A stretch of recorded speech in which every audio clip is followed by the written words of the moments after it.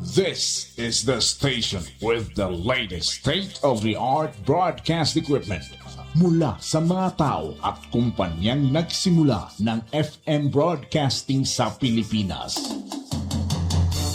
Now they are back to make broadcast history once again.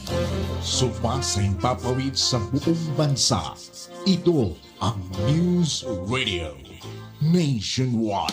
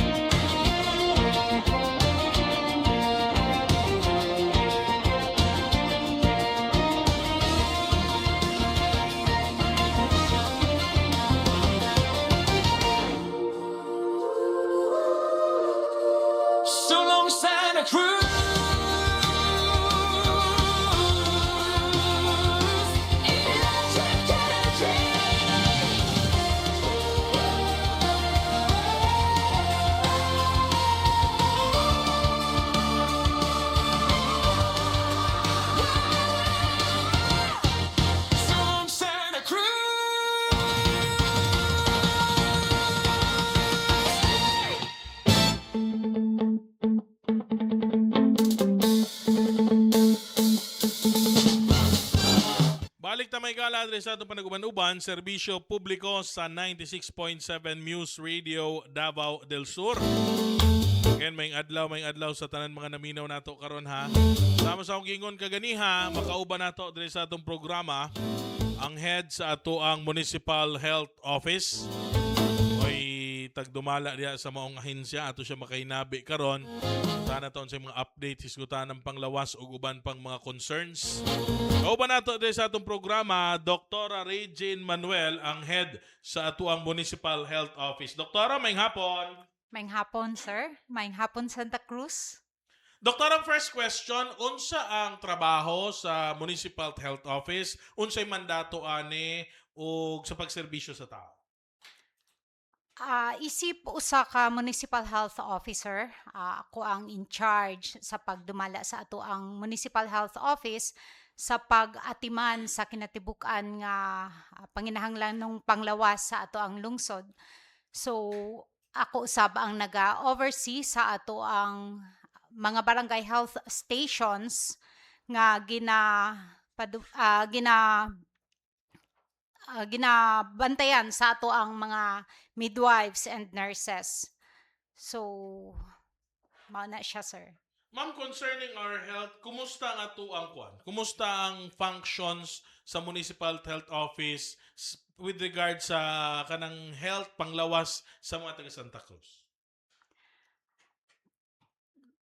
Padayon ta nga nagahatag sa mga serbisyong panglawas nga libre kini tungod sa suporta sa ato ang aktibo nga mayor nga mao gyud ni hatag og igo nga budget no pinaagi sa ato ang sangguniang bayan na naghatag og igong budget sa nagkalain-lain nga programa sa Municipal Health Office. So amo ang naipaabot sa ato ang 18 ka barangay ang mga serbisyong panglawas para sa mga inahan nga nagmapdos sa mga gagmay na bata hangtod sa mga katigulangan.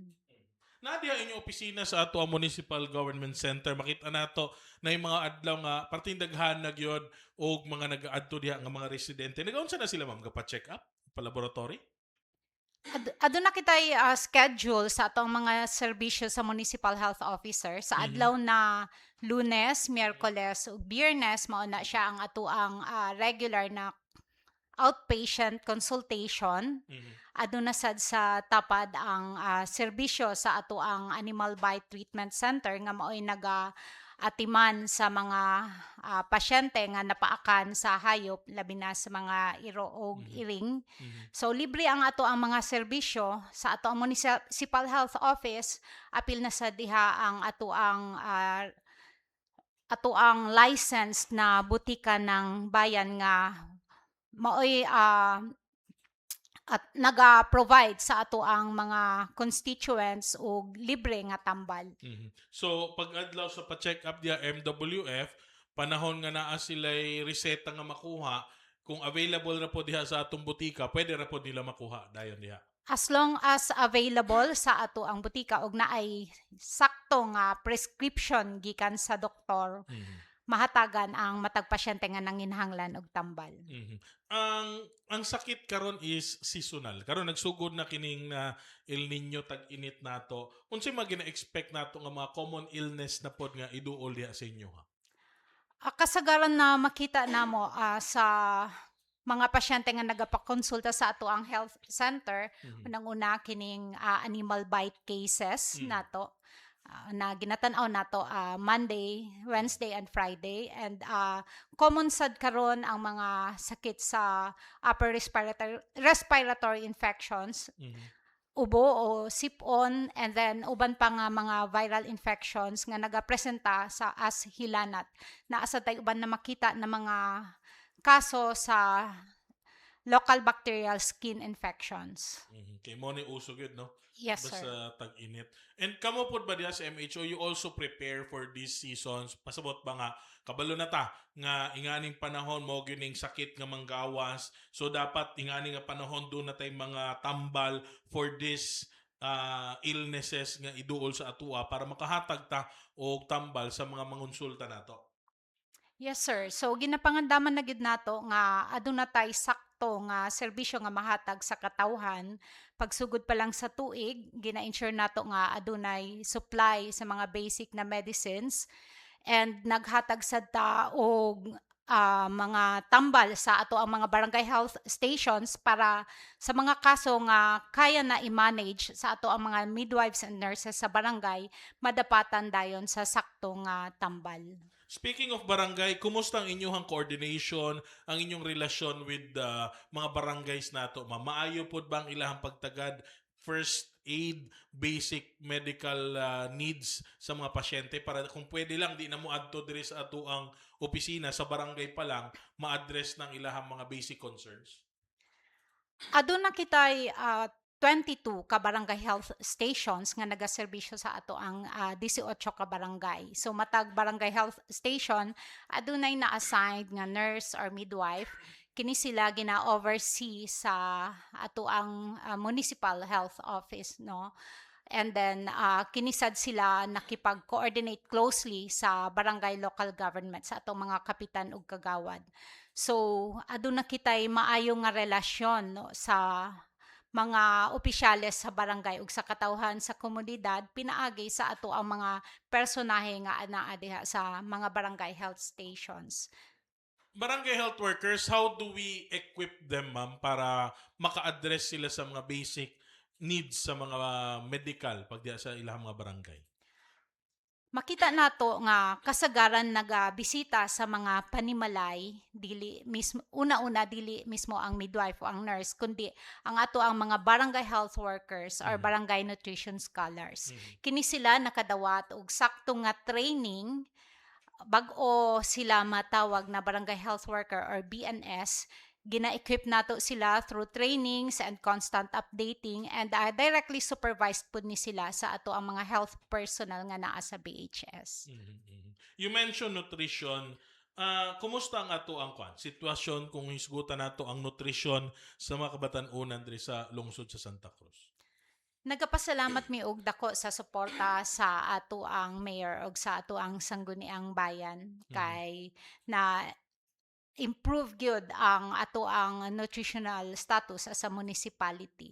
Tungod kay aduna na kitay aktibo nga municipal nutrition committee nga gipanguluhan sa ato ang mayor, and ang ato ang nutrition program sa munisipyo sad dunay municipal nutrition action officer nga naga dumala niini.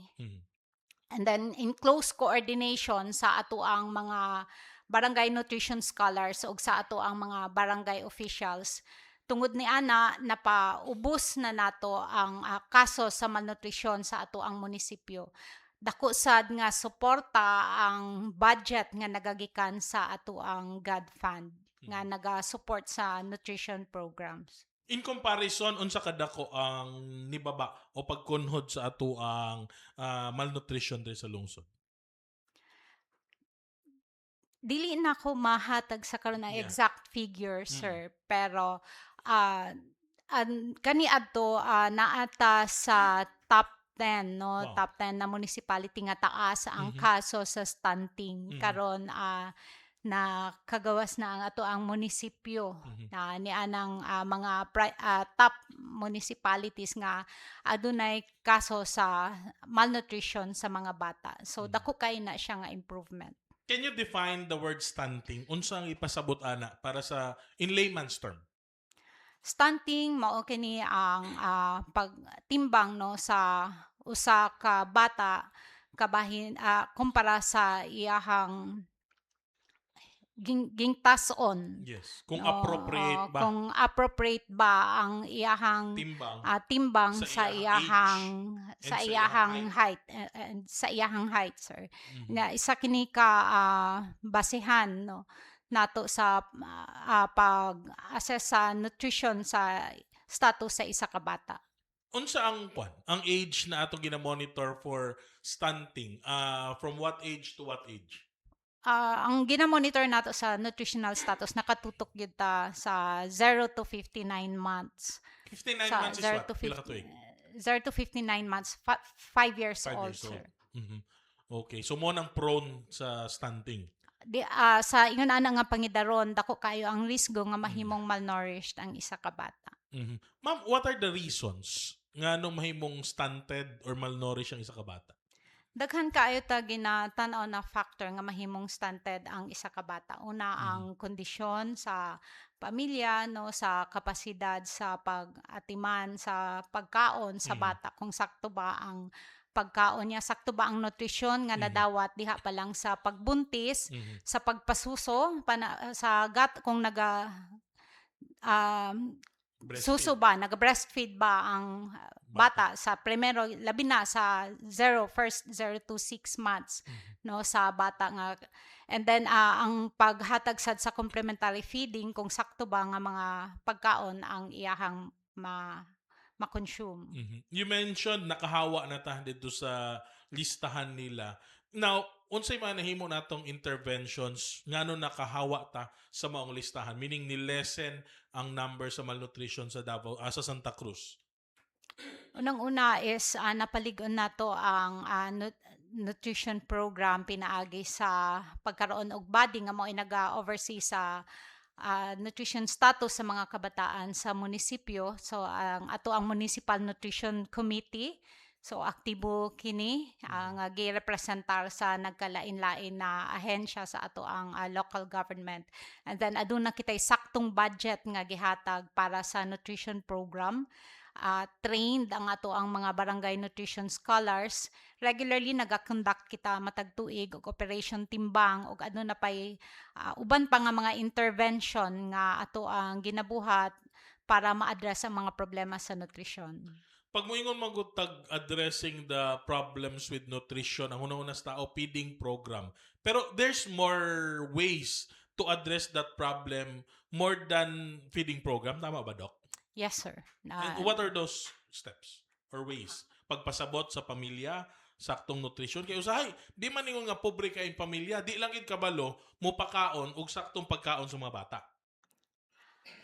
Tinuod na, sir, no? Ang importante usab nga sa panahon pa lang sa pagbuntis sa isa ka inahan, ginasigurado na nato nga na nakadawat gyud siya og saktong nutrisyon, no? Especially the micronutrient supplementation. So nagahatag ta og supply sa mga sa iron no sa inahan panahon pa sa pagbuntis, no. And then sa panahon sa pagpanganak no sa pagmasuso gina-ensure sad nato ang pag-monitor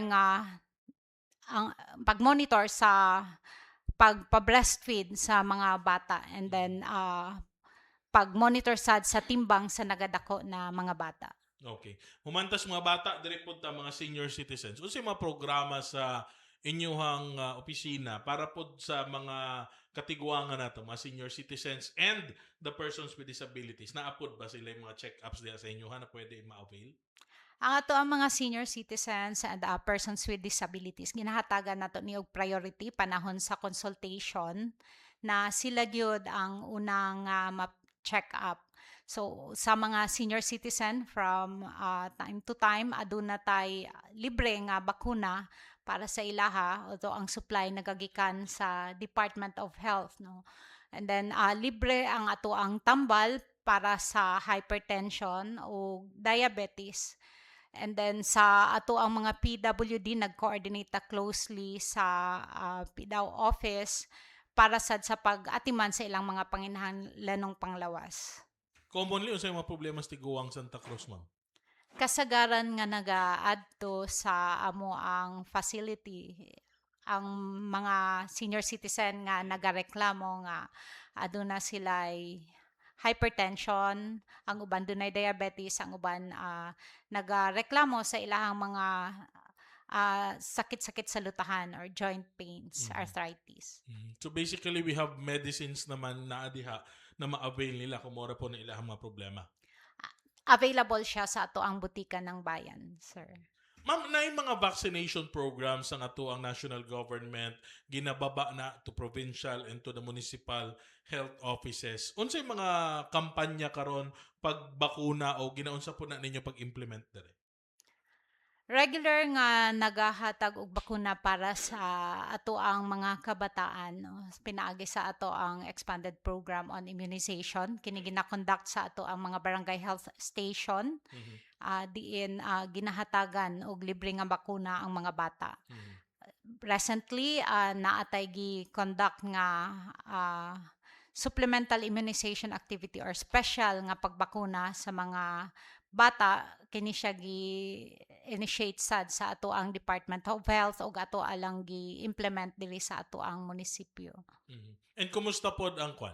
Pagdawat sa mga tao ani kay na may uban supak sila ana na ay mga kahadlok ni mga mali nga informations nga nakuha nila mo na di sila magpabakuna. Kumusta ang pag-accept sa tao ani mga vaccinations program nato? Sa karon sir ang mga ginikanan o mga caregivers pabakuna na sa ilahang mga bata, open na sila sa pagpabakuna sa mga bata kay nakita nila nga importante kini, although naay mga pipila nga hesitant. Gina-follow up ni sila closely sa ato ang mga health workers para mapasabot gyud og pag-ayo kung unsa gyud ka importante ang pagpabakuna sa mga bata. Now, malain ta, naapay makita nato sa mga PWD cards dire sa ato ang lungsod. Isa sa mga concern dito, tingnan ka, okay, normal man siya unsay disability ani. Kita mo sa card dito, mental health issue. Kumusta ato ang mental health environment dire sa lungsod Santa Cruz? Ang ato ang Municipal Health Office adunay programa sa mental health kini ang ato ang community-based mental health program diin ang mga pasyente nga na-diagnose properly nga adunay problema sa pangisip ato ang gina check up, no. Doon na tayo regular nga check up sa ato ang health center wherein ginasuplayan sila sa ilahang mga maintenance nga medication para sa ilahang panginahanglanon. Aduna sad kitay visiting psychiatrist nga naga-check up sa ato ang mga pasyente every quarter. Ni grabe ba ang daghan sa ihap sa maong problema nagapa-record sa inyo nga sa una man gud lahi ang kwan lahi ang tanaw nato sa buang okay ma-identify pero karon you look normal pero mo siya nga di na ako'y mental health problem mo na nang common karon nga kwan sa tao nga stress, anxiety, i-connect dahil nila into mental health issues. Ni saka bang atong ihap with that case? Kabahin sa kahimtang panglawas sa isa ka individual magyud ang kahimsog sa pangisip.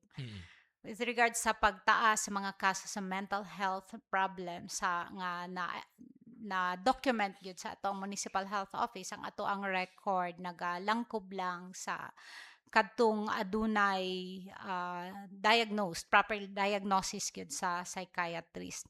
Although sa panahon sa ato ang consultation adunay mga pasyente nga nagapa-check up nga ang ilahang reklamo gyud is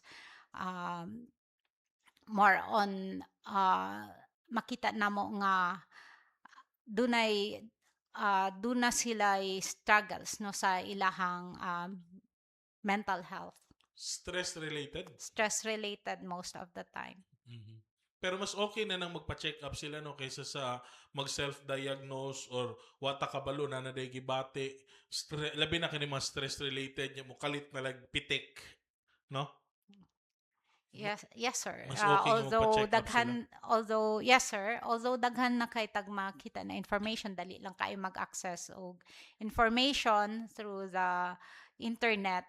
Importante gyud nga moadto ta sa health professional no, sa mga doktor para ma-diagnose gyud properly og mahatagan og sakto nga lunas o tambal ang ato ang ginabati. Labi na sa problema sa pangisip. Mhm, mhm. Daghang kay programs, daghang kay mo gina-address nga mga concerns when isgutan ka ng health or panglawas. Sakto ba ang inyong mga medical personnel ug mga medical equipments diya?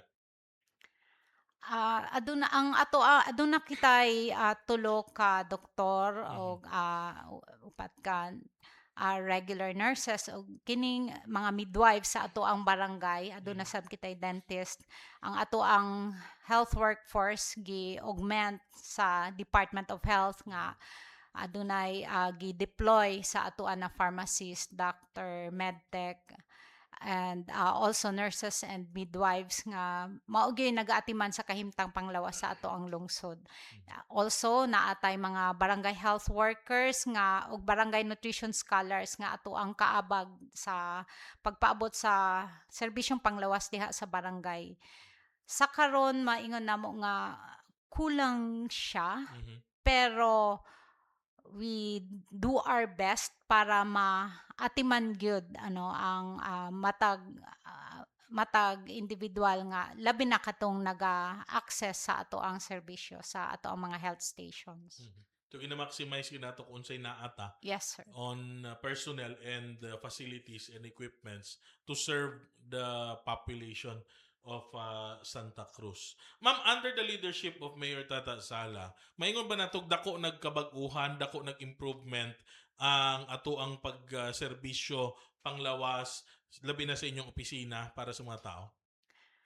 Sa administration ni Mayor Tata Sala, dako kayo og kalambuan nga na hitabo sa ato ang local health system, because he is very supportive to all our health programs. Napataas ang ato ang budget sa health, and duna sad siya gi-assign sa municipal health office as consultant no to health programs. And then kini gi paluyuhan pod no sa ato ang very active and supportive na sangguniang bayan no. So adunay close coordination sa ubang mga ahensya para mas ma-improve pagid ang ato ang local health system diri sa Santa Cruz. Ma'am, taod-taod na pug ka na diha sa Municipal Health Office, karon ikaw na ang head sa maong opisina. Unsay vision nimo, unsay future, unsay goal nga ginatan-aw nimo para sa ato ang Municipal Health Office ug para na pod sa panglawas sa mga taga Santa Cruz? Para sa Municipal Health Office atong lantaw no, akong makita nga tungod kay aduna kitay very supportive na mayor and sa ato ang mga sangguniang bayan no, mas mapa-improve pagid nato ang local health system, ma-improve nato ang mga equipments nato sa Municipal Health Office, ma-improve ang mga services nga ato ang ginahatag sa katawhan, and at par siya sa or mo dili siya ang ato mabiyaan no sa paglambo sa ato ang munisipyo. So ma'am, nagatubang ta karon panahon sa krisis. Unsay epekto ani sa pang-adlaw-adlaw nga operasyon sa Municipal Health Office? Ang ato ang serbisyo sa Municipal Health Office wala na apektahan sa wala na apektahan sa scheduling, no, sa pag-report sa office ng mga empleyado kay paabot gihapon ta sa atong serbisyo Mondays to Fridays.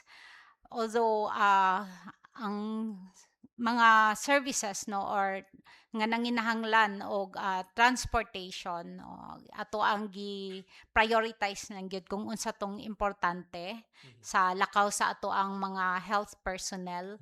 And then ato ang gi-ensure nga ang ato ang patient transport services, labi na ang pag-operate sa ato ang mga sakyanan, dili gid siya madelatar o mahamper, no, kay importante ni sa pag-transport po sa atong mga pasyente to hospitals and other referral facilities. So dili ta pwede makadungog diha o halimbawa na pasyente nga na medical emergency nga balibaran sa ato ang mga sakyanan diha to mahal na ang kuan, mahal ang krudo, dili may makaserbisyo, wala tay ingana. Wala na sa ato ang opisina, sir. Wala sa atong munisipyo.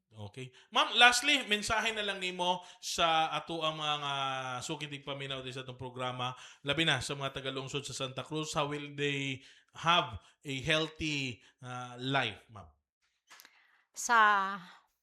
Ako ang mga kaigsunan nga sa taga Santa Cruz, magpabilin kitang himsog sa matag adlaw.